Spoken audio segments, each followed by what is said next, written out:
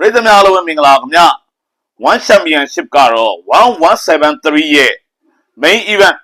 ခေါင်းပွဲမှာဘသူ့ကိုမြင်နေတယ်လဲဆိုတာတော်တော်လေးမေးခွန်းထုတ်လာတွေ့ရတယ်ခင်ဗျ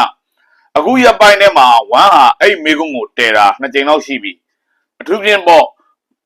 ဘယ်တွဲဆိုင်တွေကိုမြင်နေလဲဆိုတာမျိုး1ကပရိသတ်တွေကိုမေးလာတာမျိုးတွေ့ရတယ်ခင်ဗျဒီတော့တချို့တလေကလည်း Rotan နဲ့ Nabil နဲ့တည်ပေးလိုက်ပါလားဆိုတာမျိုးပြောလာကြတယ်အရင်တော့က1173ပြိုင်ပွဲကိုခေါင်းပွဲဖြစ်ပေါ့လေ Stanford Desk ရဲ့ပွဲနဲ့တည်ထားတာ Stanford Desk ကတကြောပြန်လာတယ်တစ်ဖက်မှာကယာယီချန်ပီယံဇမ်ဘွမ်ကရှိနေတယ်ဇမ်ဘွမ်ကနဲ့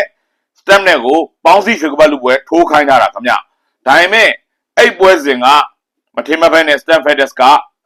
ဒဏ်ရာထပ်ရသွားတော့ပွဲပြတ်သွားခဲ့တယ်ပွဲပြတ်တော့ပြိုင်ပွဲကြီးတစ်ခုလုံးကိုတော့နောက်နှစ်ကိုရွှေ့တဲ့အထိ1ကလုတ်တော့မဲလို့ဒိန်းနေထွက်ခဲ့သေးတာဗျဒါပေမဲ့1က1173ပြိုင်ပွဲကြီးကိုဒီနေ့ထက်စီကိုပြန်ယူလာခဲ့တယ်ဒါပေမဲ့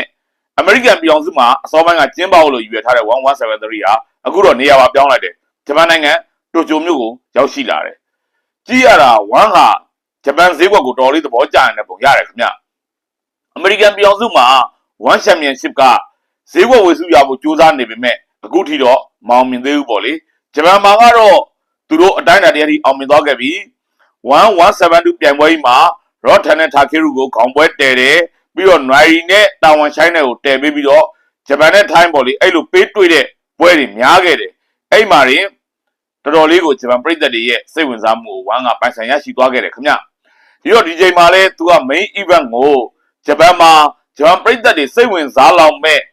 fighter တယောက်နဲ့ပွဲတည်လာနိုင်သလားဆိုတာကျွန်တော်တို့စဉ်းစားကြကောင်းနေတယ်တချို့လေကလည်း Rotan နဲ့ Takeru ကိုနောက်တစ်ချိန်ပြန်တည်ပေးလိုက်ပါလားလို့ပြောနေကြတယ်ပြီးတော့ Super Luck နဲ့ Nabil ပွဲပေါ့လေဒါကိုခေါင်းပွဲတင်ရောမကောင်းဘူးလားလို့မေးခွန်းထုတ်တာရှိနေပါတယ်ခင်ဗျ Takeru ကတော့ Rotan နဲ့သာသူ့ကိုပြန်ပြီးတော့စိတ်မကြည်ပွဲတည်ပေးမယ်ဆိုရင်သူ့ဘက်ကဝမ်းမန္တနဲ့လက်ခံသွားဖို့ရှိနေတယ်ဆိုပြီးတော့ပြောထားရလဲကျွန်တော်မြင်တွေ့ရပါတယ်ဒီပြိုင်ပွဲကြီးရဲ့တွဲဆိုင်တွေကိုလက်တလောမှာတရားဝင်မထုတ်ပြန်သေးပေမဲ့1173ပြိုင်ပွဲကြီးမှာပွဲရထားပြီးသားဖြစ်တဲ့ Harrison နဲ့ဒါ Soliu ရဲ့ပွဲကတော့ပါဝင်လာမှသိကြတော့ရှိပါတယ် Liam Harrison နဲ့ Soliu ရဲ့ပွဲမှာတော့ဒါ Soliu အနေနဲ့နိုင်ပွဲပြန်ရဖို့ရှာဖွေရမယ့်ပွဲဖြစ်နေပါတယ်1173ပြိုင်ပွဲကြီးကိုလာမဲ့နိုဝင်ဘာလထဲမှာကျင်းပမှာဖြစ်လို့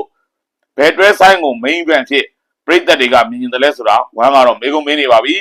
သတင်းအများစုကတော့ Rotan နဲ့ Takeru စိတ်မကြည်ပွဲဖြစ်ကောင်းဖြစ်သွားနိုင်တယ်ဒါမှမဟုတ် Nabil ကိုခေါင်းပွဲတင်ပြီးတော့စီစဉ်တာမျိုး1ကလှုပ်လာတယ်လို့ပြောနေတယ်တချို့လေကတော့မဟုတ်ဘူးတဲ့အဓိက main event တွေမှာဂျပန် fighter တွေကိုထည့်ပြီးတော့ပဲပွဲတည်တာမျိုးကို1ကလှုပ်နိုင်တယ်လို့ပြောနေတယ်ခင်ဗျကျွန်တော်လည်းအချိန်တွေကိုသုံးသက်ကြည့်ရသလောက်တော့1ဟာတိုကျိုမှာကျင်းပမဲ့ဒီပြိုင်ပွဲမှာဂျပန် fighter တွေကိုတစ်ချိန်တော့1172ပြိုင်ပွဲကျင်းပခဲ့ုံကလို့ပဲနေရာပေးလာတော့တယ်လို့ကျွန်တော်ယူဆမိတယ်ဂျပန် fighter တွေပါတဲ့ပြိုင်ပွဲကြီးဖြစ်မှာပဲဂျပန်ပြည်သက်တွေကစိတ်ဝင်စားအောင်မြင့်တက်သွားလိမ့်မယ်အဲ့တော့ဂျပန် fighter တွေကိုနာမည်ရပြီးသားမွေထိုင်း fighter တွေကဘယ်သူတွေနဲ့ပွဲတည်ပေးမလဲ kickboxing ပွဲတွေဘယ်လောက်ပါလာလိမ့်မလဲဆိုတာကိုကျွန်တော်တို့စောင့်ကြည့်ရမယ့်ပြိုင်ပွဲကြီးဖြစ်လာနိုင်တယ်လို့ပဲယူဆမိပါတယ်ခင်ဗျာကြည့်ရှုအားပေးတဲ့ပြည်သက်အားလုံးကိုအထူးပဲကျေးဇူးတင်ရှိပါတယ်ခင်ဗျာ